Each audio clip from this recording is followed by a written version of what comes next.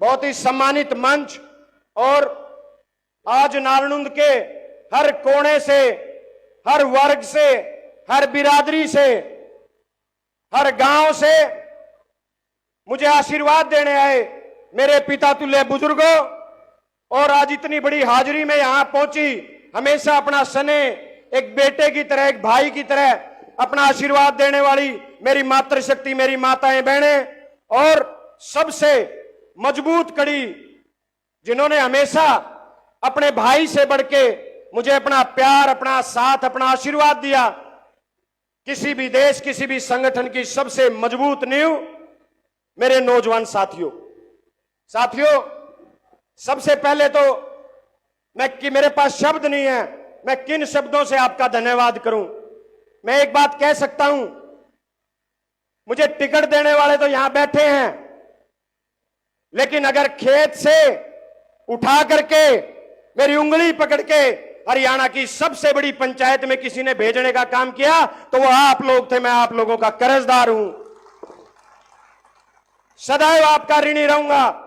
और आज एक बार फिर कहता हूं, मैंने हमेशा कहा है, आज नारनूंद की इस महान जनता को फिर कहता हूं, अगर मैं 7 जन्म लेकर भी आपका कर्जा उतारने का प्रयास करूं, अगर मैं अपनी खाल की जूती भी आपके लिए बनवा दूं तो भी आपका कर्ज नहीं उतार सकता। साथियों, एक बार फिर आपने मुझे ऋणी कर दिया है।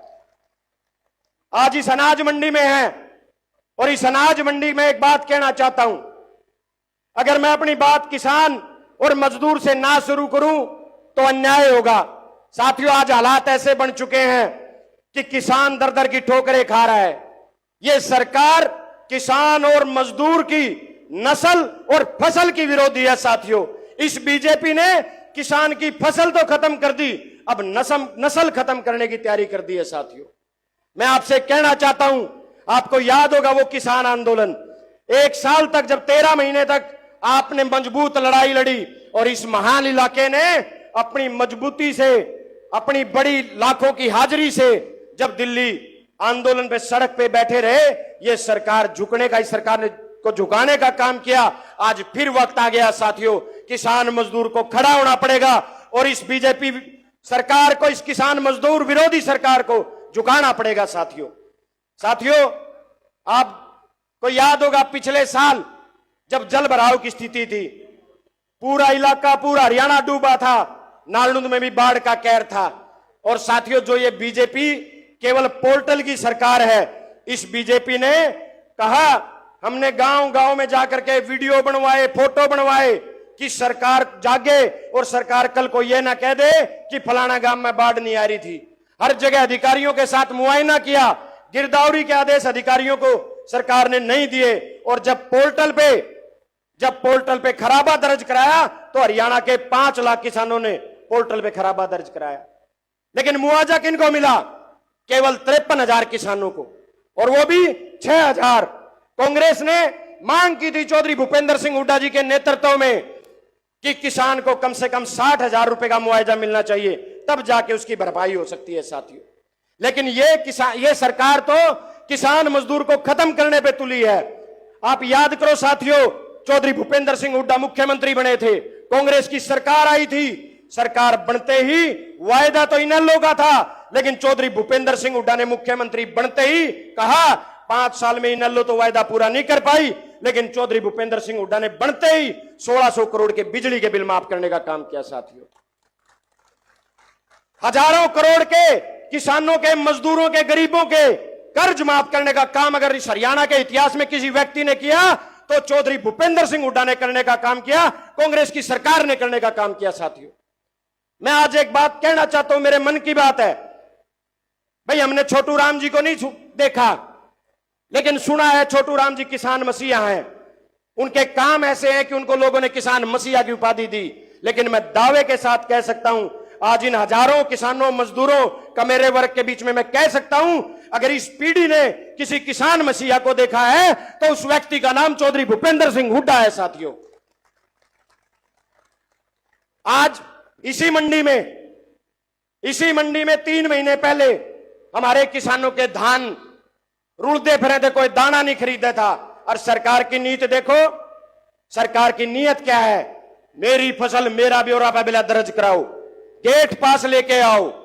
अरे किसान ने जब फसल उगा ली, अपने बड़का तभी ज्यादा कीमती खुले आसमान के नीचे जब वो फसल उगा रहा है, तो किस बात की मेरी फसल मेरा ब्यौरा है? उसकी फसल खरीदने का काम सरकार को करना चाहिए। लेकिन साथियों, दुर्भाग्य इस प्रदेश का, एक ऐसे मुख्यमंत्री 11 साल से हैं जिन्होंने किसान को सदैव अपमानित करने का काम किया। खड़े होके कहते हैं, हंसते हंसते कहते हैं, हमने बोला 24 फसलों पे एमएसपी दे दिया। चौधरी भूपेंद्र सिंह हुड्डा ने विधानसभा में पूछा था मुख्यमंत्री से कि आपने कितना एमएसपी दिया, ये तो सबको पता है। मैं एक वायदा करता हूं, हरियाणा में होने वाली बिला 24 फसलों के नाम बता दो, मुख्यमंत्री की बोलती बंद होगी। ये हालात इनके हैं साथियों।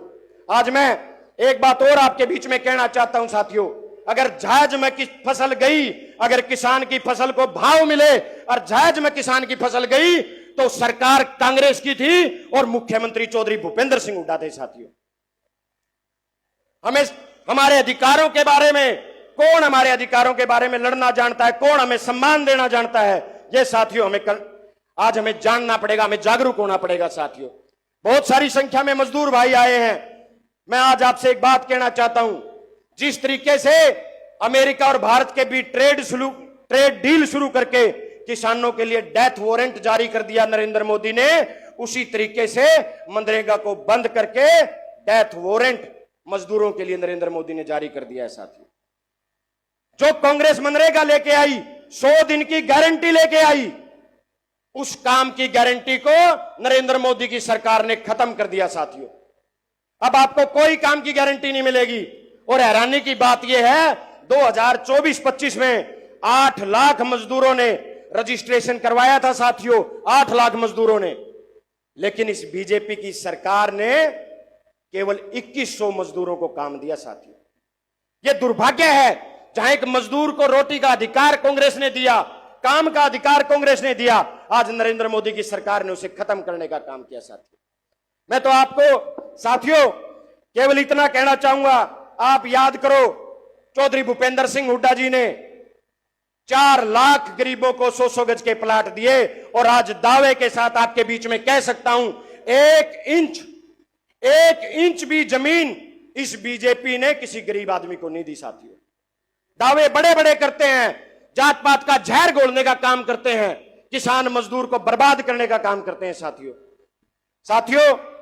आज गरीबों के मकान, पहली किस्त जारी कर दी, गरीबों ने मकान पाड़ दिए, और आज सबसे बड़ा दुर्भाग्य है, दूसरी किस्त नहीं आ रही और गरीब आदमी बिना मकान के, बिना छत के अपना जीवन व्यापन करने को मजबूर है साथियों।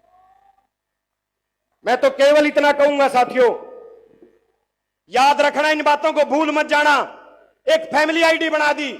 मैंने विधानसभा में पूछा था मुख्यमंत्री से, जब सारे देश में यह फैमिली आईडी लागू नहीं है, तो इस हरियाणा में इस फैमिली आईडी को क्यों लागू कर रखा है? इस फैमिली आईडी की वजह से साथियों 13 लाख से ज्यादा बीपीएल कार्ड काट दिए। इस फैमिली आईडी से 8 लाख से ज्यादा बुजुर्गों की बुढ़ापा पेंशन पिछले 10 साल में काट दी, विधवा पेंशन काट दी, विकलांग पेंशन काट दी साथियों। और बड़े शर्म की बात है, बड़े दुर्भाग्य की बात है, मुख्यमंत्री जी खड़े होकर कहते हैं, भले हमने किसी की पेंशन को नहीं काटी। अरे गामा में हाहाकार मच रहा है और आप कह रहे हो पेंशन नहीं काटी। लेकिन साथियों वो झूठ बोलेंगे, क्योंकि उनकी जवाबदेही हरियाणा की जनता के प्रति नहीं है। उनकी जवाबदेही तो केवल 2 गुजराती, नरेंद्र मोदी और अमित शाह के प्रति है साथियों। इसलिए हमें समझना पड़ेगा साथियों। आज एक ऐसा शख्स आपके बीच में बैठा है, मुझे बड़ी पीड़ा होती है, जब आपने जी जान से प्रयास किया कि कांग्रेस की सरकार हरियाणा में बनानी है, जब 2024 में हर किसान, मजदूर, छोटा व्यापारी, कर्मचारी सब ने ठान लिया था कि हरियाणा से बदलाव की शुरुआत करेंगे, तब साथियों वोट चोरी के जरिए जात पात का जहर घोलने का काम किया साथियों। धन बल से आपकी सरकार नहीं बनने दी साथियों इस बीजेपी ने। लेकिन याद करो, एक ऐसा शख्स आज हमारे बीच बैठा है, भाई दीपेंद्र सिंह हुड्डा, 5वीं बार के सांसद हैं। जब किसान आंदोलन था तब दीपेंद्र हुड्डा थे, जब कर्मचारी पे लाठी पड़ी, जब कर्मचारी ओपीएस के लिए संघर्ष कर रहे थे, तब दीपेंद्र सिंह हुड्डा थे। जब हमारे हरियाणा के नौजवान रोजगार के लिए लड़ रहे थे, उन पे लाठी मारी जा रही थी, तब दीपेंद्र सिंह हुड्डा खड़े थे साथियों। जब हमारी माताओं बहनों पे अत्याचार किए जा रहे थे, तब दीपेंद्र सिंह हुड्डा खड़े थे साथियों। जब दिल्ली में हमारी बहनों को, हमारा गौरव पहलवानों को बाल पकड़ के घसीटा जा रहा था, तब एक व्यक्ति केवल खड़ा था, उस व्यक्ति का नाम दीपेंद्र हुड्डा है। साथियों,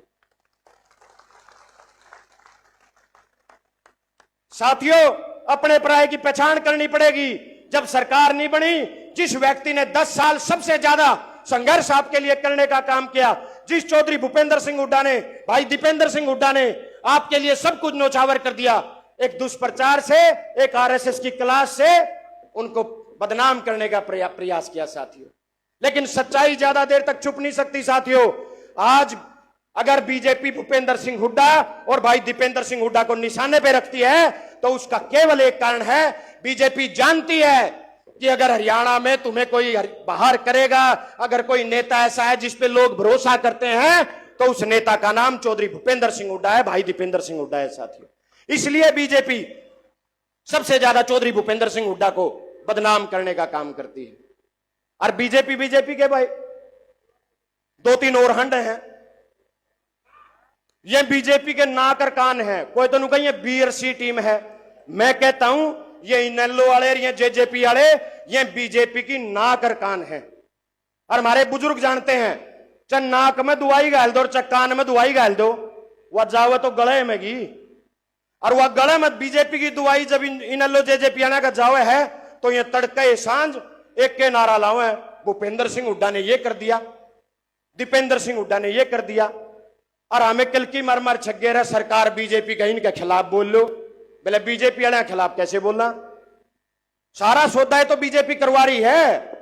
ये बात हमें समझनी पड़ेगी साथियों। ये जो बीजेपी और जो इनके सहयोगी दल हैं, जो इनडायरेक्टली इस बीजेपी की सपोर्ट करने का काम करते हैं, बीजेपी को मजबूत करने का काम करते हैं, इनको भी जड़ से उखाड़ना होगा साथियों। ये हम सबको इस बात में जागरूक होना पड़ेगा साथियों। अगर मैं नालनुंद की बात करूं तो साथियों, एक भाई और आया था 6 महीने पहला, छुट्टी बोल रहा था, ध्यान है, बोला बाबू बेटे की भी छुट्टी, गुरु चेले की भी छुट्टी। 1 साल में घर तक लिकड़िया, अरोड़े तो छुट्टी बोलनी शुरू कर दी।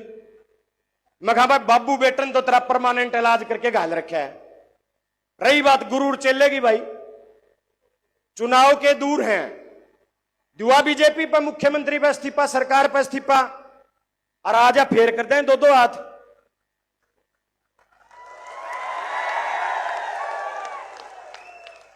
हैरानी की बात है, इस व्यक्ति की सोच देखो, हमेशा किसान और मजदूर और गरीब से इसको नफरत रही है। 2009 में भी आ रहा था भाई, छुट्टी तो को नहीं बोली। 2019 में भी आ रहा था, ओड़े भी छुट्टी को नहीं बोली। 6 में तो 5 इलेक्शन हार लिया, ओड़े भी छुट्टी को नहीं बोली। फिर 2024 में क्या हो गया कि भाई हर देर साल भर पाछे एक के दिन आया रांदे छुट्टी बोल दी। क्योंकि साथियों, इसको ये पीड़ा है, इसको ये तकलीफ है कि नालनुंद हल्के के हजारों बुजुर्गों ने, गरीब बुजुर्गों ने, हजारों गरीब आम घर के नौजवानों ने और इन मातृशक्ति ने एक गरीब परिवार के बेटे को विधायक बना दिया। यह तकलीफ इसको है साथियों। इसकी पीड़ा देखो, भिन्नक पहला पट्टी बांध रहा था पैर का, और फेसबुक पर पोस्ट गेड़ दी एमपी साहब, बोला भाई मेरा चोट लाग गिर, 6 महीने आन नहीं पाता हूं। और भाई कोई व्यक्ति मेरे से मिलने मत आना, डॉक्टर ने मना किया है। अगर मैं मिलने आया, कोई मिलने आया तो मेरे इन्फेक्शन हो जाएगा। भाई तड़का सांझ फोटो गेड़ा है, आज मुख्यमंत्री जी मेरे से मिलने आए, आज मंत्री जी मेरे से मिलने आए, आज फलाना बिजनेसमैन मेरे से मिलने आया। जौन बढ़ना तो मिला है तो इसका इन्फेक्शन नहीं होता। और को नालनुंद में तो कोई गरीब आदमी इसका कार्यकर्ता मिलने जाओ, फिर इसका इन्फेक्शन हो जाए। इसलिए साथियों, इस व्यक्ति को तकलीफ है, इस व्यक्ति को इस बात की तकलीफ है कि ये जो गरीब किसान, क्योंकि इस व्यक्ति को सदा एक बहम रहा है कि अपनी काली कमाई से मैं नालनुंद के लोगों का ईमान खरीद लूंगा। लेकिन ये आज तक ये नहीं जान पाया कि ये इलाका स्वाभिमानी लोगों का इलाका है। ये बड़े से बड़े धन्ना सेठ को खरीद सकते हैं, तेरा पैसा इनको इधर से उधर तस से मस नहीं कर सकता। साथियों,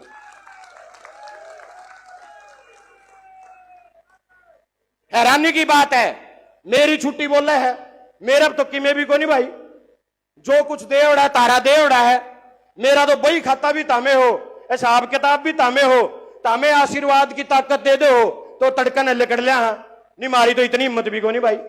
और छुट्टी मेरी के बोल रहे है, छुट्टी तो तारी बोल रहे है, इसलिए तैयार रही हो, फिर तेसर करना अग्नि करना है।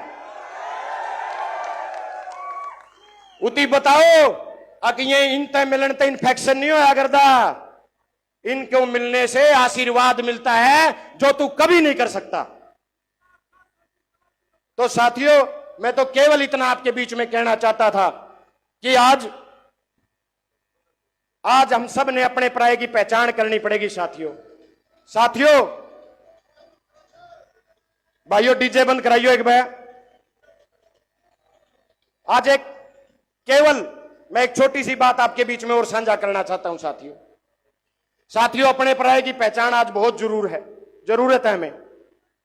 15 साल हो जाएंगे साथियों किसान मजदूर कमेरे वर्ग को बर्बाद होते हुए। साथियों, एक बार देखियो इस देवेंद्र हंसकानी, क्या बीजेपी जैसी धनाढ्य पार्टी या कोई सामंत, कोई धनवान पार्टी या कोई धनाढ्य सोच का व्यक्ति इस देवेंद्र हंसवर के भाई ने एमएलए बना सके है? लेकिन यू बढ़ाया इस भाई दीपेंद्र सिंह हुड्डा ने। नरेश सेलवाल का नहीं देखियो भाई कौन नरेश भाई ने एमएलए बना दे रहा, दूसरी पार्टी रहे, लेकिन यू विधानसभा में बड़ा भाई मारा पहुंचा। अरे यू बालू का नहीं लगाइयो भाई, कड़ा गया।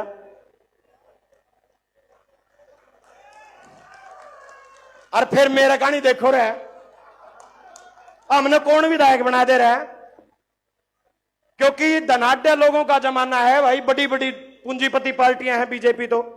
लेकिन यह संभव हुआ तो कांग्रेस पार्टी की वजह से संभव हुआ, चौधरी भूपेंद्र सिंह हुड्डा की वजह से संपन्न हुआ। और संभव अगर हुआ तो एक व्यक्ति की सबसे ज्यादा ताकत लगी तो यह शख्स आपके सामने बैठा है भाई दीपेंद्र सिंह हुड्डा जी। और हमें को नहीं मारा बरगे तो 15-16 बना रखे हैं भाई कांग्रेस में। तो साथियों, अपने पराये की पहचान करनी पड़ेगी। और साथियों, आज प्रण लेके जाना कि भाई दीपेंद्र सिंह हुड्डा जी के नेतृत्व में हम आने वाले समय में बचे हुए जो 3 साल चुनाव के हैं उनमें कांग्रेस पार्टी को मजबूत करने का काम करेंगे, चौधरी भूपेंद्र सिंह हुड्डा जी को के हाथ मजबूत करने का काम करेंगे। और हरियाणा में अगला नेतृत्व, अगला हरियाणा का भविष्य भाई दीपेंद्र सिंह हुड्डा को चुनने का काम करेंगे। साथियों, मैं तो आपके को इतना कहना चाहता हूं साथियों, सपने बहुत बड़े थे कि सरकार बनेगी और इस नालनुंद को आसमान से ऊंचा सम्मान और इस नालनुंद को चौधरी भूपेंद्र सिंह हुड्डा भाई दीपेंद्र सिंह हुड्डा के साथ मिलकर के चमकाने का काम करेंगे। लेकिन मैं वायदा करता हूं साथियों, आपने मेरी जिम्मेवारी लगाई है। नालनुंद में 3 करोड़ से ज्यादा के काम विकास के चल रहे हैं। इस दौरान कम से कम 1.25 साल में 150 बार से ज्यादा मैं गांव में जा चुका हूं। जो व्यक्ति मुझे मिलता है, जो मेरा चाचा ताऊ मुझे मिलता है, जो मेरी मातृशक्ति मुझसे मिलती है और मेरी कोई जिम्मेवारी लगाती है तो मैं उसे पूरा करने का काम करता हूं। पीड़ा है तो केवल एक बात की पीड़ा है साथियों, और वो पीड़ा है मेरे नौजवान भाई, जिनकी वजह से आज मैं हूं। मेरे नौजवान भाइयों को रोजगार की जरूरत है। दीपेंद्र जी, जिस तरीके से पिछले 10 साल आपने मेहनत करी, अब समय आ गया है उससे भी 3 गुना आप मेहनत कीजिए। हम आपके साथ जी जान से मेहनत करने का काम करेंगे। सारा हरियाणा का कमेरा वर्ग आपके साथ मेहनत करने का काम करेगा। बस आपसे एक गुजारिश है, जल्द से जल्द कांग्रेस की सरकार बनाइए और मेरे नौजवान भाइयों के लिए रोजगार के अवसर उपलब्ध करवाने का काम कीजिए साहब। अभी मैं दीपेंद्र हुड्डा जी को देख रहा था, पंचकुला में 17 तारीख को प्रदर्शन था। आपको क्या क्या बताएं साथियों, मैं तड़का काट दूंगा जो इनकी कमी बताने लग गया। तो साथियों, एचपीएससी में जो अफसर लग गया करें, ए और बी ग्रुप के जो अफसर लग गया करें, कमाल की बात यह है 11 साल में 90% अफसर तो बाहर के लाए हैं और हमारे भैया ने चपड़ासी की नौकरी भी नहीं देंगे। विधानसभा में कौशल रोजगार गारंटी का पक्का बिल ले आए और संजय ने 12,000 कौशल के कर्मचारी काट दिए। तो इनकी कथनी और करनी में बहुत बड़ा फर्क है साथियों। मैं तो केवल आपको इतना कहना चाहता हूं, ये जस्सी पेटवाड़ एक आम किसान का बेटा जिसकी गांव तक पहचान नहीं थी, दीपेंद्र हुड्डा जी ने टिकट दिलाई और आप लोगों ने हरियाणा की उस विधानसभा में भेज दिया। मैं एक बात कहता हूं, मेरे से कुछ बने ना बने, लेकिन एक बात से आज से इन हजारों लोगों के बीच में वायदा करता हूं, विधानसभा की बात हो, सदन की बात हो, सड़क की बात हो, नालनुद की आवाज को कोई बंद नहीं कर सकता, नालनुद की आवाज को कोई झुका नहीं सकता। यह वायदा आपसे आपका ये बेटा करता है साथियों। इतना ही कहना चाहूंगा साथियों, कमेरा वर्ग कभी संघर्ष से पीछे नहीं हटता और कमेरे वर्ग की खासियत यह है, किसान मजदूर की खासियत यह है, अगर रात को हार हुई है तो अगले दिन सुबह से वो जीत की तैयारी में लग जाता है। आप सबने आगे से जीत की तैयारी करने का काम करना है साथियों। एक बात कहना चाहता हूं, है अंधेरा बहुत, अब सूरज निकलना चाहिए, है अंधेरा बहुत, अब सूरज निकलना चाहिए, जिस तरह से भी हो ये मौसम बदलना चाहिए, छीनता हो जब तुम्हारा हक कोई, तो आंख से आंसू नहीं शोला निकलना चाहिए साथियों। आपने मेरी बात सुनी, आपने इस बेटे को इतना आशीर्वाद दिया। मैं तो साथियों आज भी मेरे पास कुछ नहीं है, अगर मेरे पास कुछ है, मैं चुनाव में हमेशा कहता था, चुनाव से पहले, कि अगर मेरे पास तो कुछ है नहीं, अगर कुछ है तो केवल आप लोग हो। आज भी मैं वही जस्सी पेटवाड़ आपसे झोली करके, आपसे हाथ जोड़ के केवल इतनी विनती करता हूं, अपने बेटे पर अपना विश्वास बनाए रखना। मैं वायदा करता हूं आपके सम्मान को कभी नहीं झुकने दूंगा। आप सबका बहुत बहुत धन्यवाद। और एक बात और कहना चाहूंगा साथियों, केवल एमपी साहब जयप्रकाश जी और दीपेंद्र हुड्डा जी बोलने रह गए, इसके बाद अपना ऑफिस का उद्घाटन करांगे, तारे ऑफिस का। सारे साथी शांति से, जो गरीब माखी भी नहीं दिखती नहीं, जो सारे आराम से बैठे हैं और शांति से बैठे। मेरी सारी मातृशक्ति मैं अपनी माताओं बहनों के लिए एक बार फिर स्पेशल धन्यवाद करना चाहता हूं। आप सबका बहुत बहुत धन्यवाद।